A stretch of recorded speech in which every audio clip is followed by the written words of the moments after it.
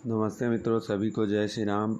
आज हम जानेंगे कि धर्मांतरण में बहुत तेज़ी आ गई है। धर्म ही नहीं, ज़मीन भी गंवा रहे हैं हिंदू।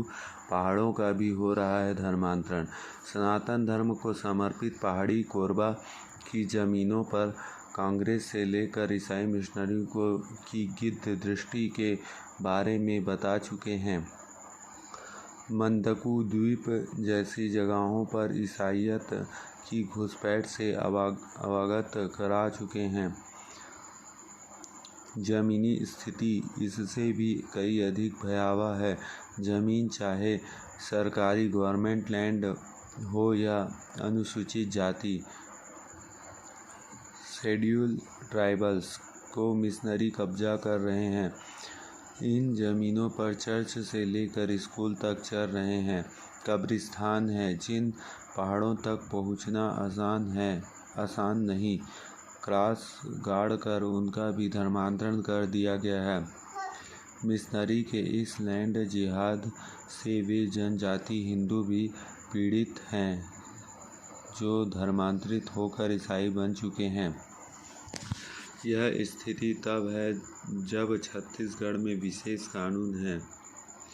राज्य के भू राजस्व कानून की धारा 170 कहती है कि 2 अक्टूबर 1959 को यदि कोई जमीन अनुसूचित जनजाति वर्ग के किसी व्यक्ति की रही है और बाद में उस पर किसी एसटी या गैर एसटी का कब्जा हुआ हो तो इसे 2 साल के भीतर यहाँ सूचना देनी होगी कि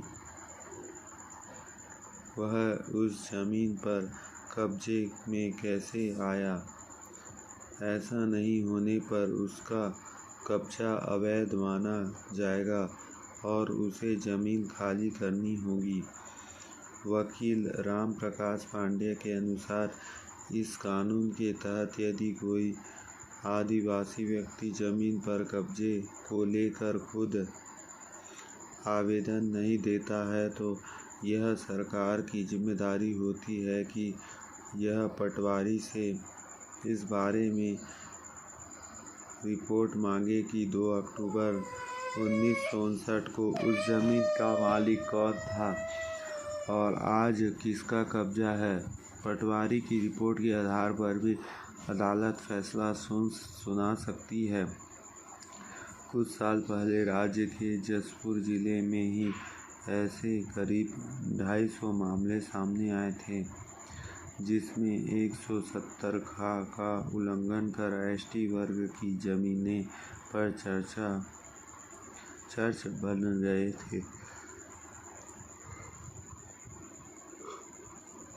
वकील राम प्रकाश पांडे ने ऑफ इंडिया को बताया, ये मामले काफ़ी समय से राजनीतिक दखल के कारण रेवेन्यू कोर्ट में लंबित पड़े हैं। इस मामले को 2007 में हाई कोर्ट के संज्ञान में लाया गया। हाई कोर्ट ने 6 महीनों के भीतर ऐसे सभी मामले के निपटारे के निर्देश दिए। इसके बाद अधिकांश मामले में चर्च को जमीन खाली करने के आदेश दिए गए थे, लेकिन दुर्भाग्य से कई साल बीतने के बाद जमीनें खाली नहीं हुई हैं।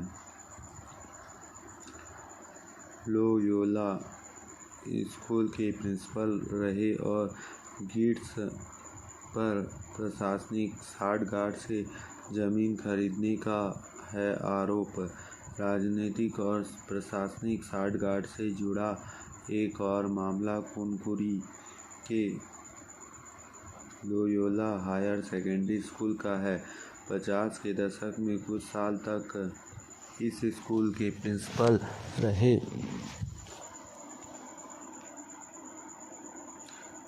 R.H. गिट्स बेल्जियम के नागरिक थे। उन्होंने खुद को कुनकुरी का निवासी बताकर तत्कालीन कलेक्टर की अनुमति से इग्नेस लकड़ा नामक के एक व्यक्ति जमीन ले ली आज भी इस जमीन पर मिशनरी संस्था पर का कब्जा है और इस पर इमारतें बनी हुई है, जबकि भारत में कोई विदेशी नागरिक जमीन की खरीदी कर ही नहीं सकता।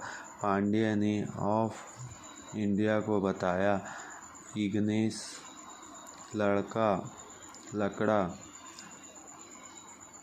इस मामले में केस किया था। कानून लड़ाई लड़ते लड़ते इसकी मौत हो चुकी है। अब उसके बच्चे इस लड़ाई को लड़ रहे हैं।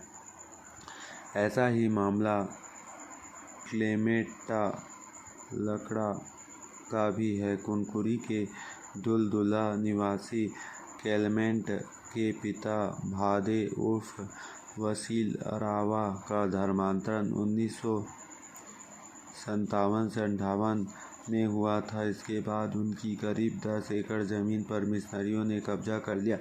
वसील की भी मौत हो चुकी है। क्लेमेंट ने ऑफ इंडिया को बताया कि अदालत में हमारे पक्ष का फैसला आ चुका है, लेकिन मिशनरी ज़मीन खाली नहीं कर रहे, धमकी दे रहे, बेटियों का भविष्य बर्बाद करने की बात कहते हैं। मिशनरियों की ताकत को इस बात से भी समझा जा सकता है कि क्लेमेंट की पत्नी सुषमा लकड़ा सरपंच है, बावजूद इस परिवार को प्रताड़ित किया जा रहा है। निराश और हताश क्लेमेंट ने ऑफ इंडिया से बातचीत में कहा, अब मैं अपने पुराने धर्म सनातन धर्म में लौट जाना चाहता हूँ। क्लेमेंट के मामले पर हम आगे विस्तार से रिपोर्ट करेंगे। इस मामले से जुड़े सारे कानून दस्तावेज भी ऑफ इंडिया के पास उपलब्ध है। कुनकुरी में देश का सबसे बड़ा चर्च भी है। रोजरी की महारानी महागिरजाघर एशिया का दूसरा सबसे बड़ा चर्च भी बताया जाता है। कुनकुरी शहर के मुख्य मार्ग में जो सड़क इस चर्च के लिए जाती है, उस पर बना गेट भी विवादित है।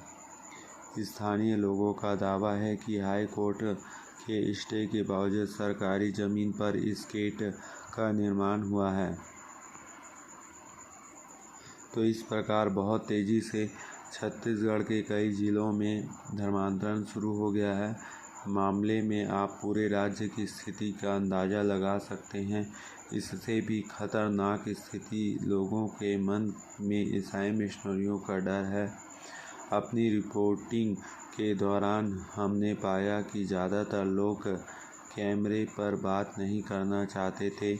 वे कई लोगों को विभिन्न मामले में फंसाए जाने का हवाला देते हुए कह रहे थे कि खुलकर सामने आने से उसके लिए भी परेशानी खड़ी हो जाएगी।